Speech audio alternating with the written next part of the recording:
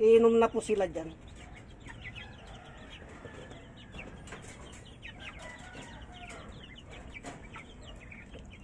Nakakatuwa lang pagmasdan na pag nag-aalaga ka po, nakikita mo na lumalaki po sila. Katulad po nito, malalaki na po sila. Kaya nasusulit din po yung pagod, mga kaubayan. Pag nakikita mo silang ganyan, yung malilit noon, malalaki na din po. Ang kasunod na ikukulong ko dito ay yung anak naman ng gansa, ay anak naman ng patok ko. Sisilipin muna natin, mga kaubayan. Ito pa pala, lagyan ko pa palang pagkain ito.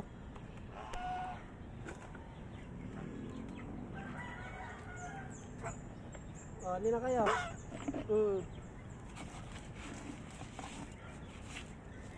Mahina lamang pong kumain itong si Gansoy ko, mga kaubayan.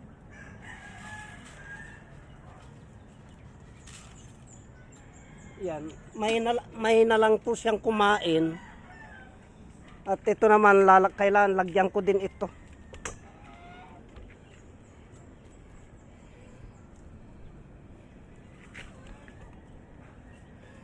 Ito po, konti-konti lang pong linalagay ko.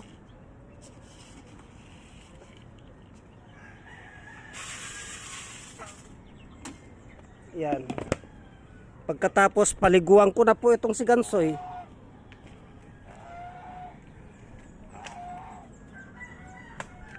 Papaliguan ko na po siya. Kukunin ko yung hose.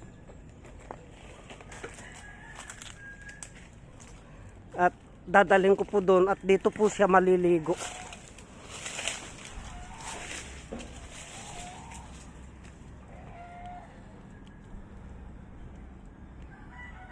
Yan, dyan po siya maliligo, mga kaubayan.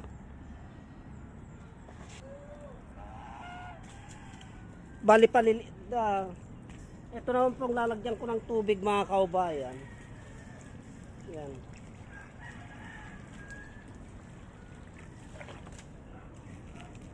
Ang kasunod nito ay kailangan mapaliguan ko yon si Gansoy. Kasi po kung hindi ko po paliguan yan, mainit po ang ulo niyan. Maingay po. Nasanay na po na tuwing umaga, maliligo siya basta't nagpwesto siya doon. Kailangan paliguan ko na yan.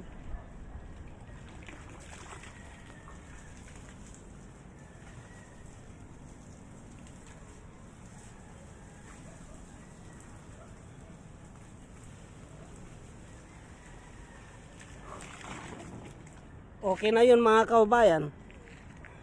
At papatayin ko na yung gripo.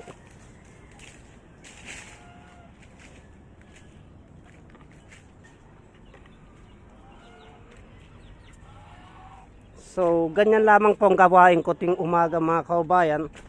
Bali, tapos na ako niyan. Kaya, isusunod ko naman po yung mga dapat kong gawain dun sa loob ng bahay. Hanggang dito na lamang po at marami pong salamat.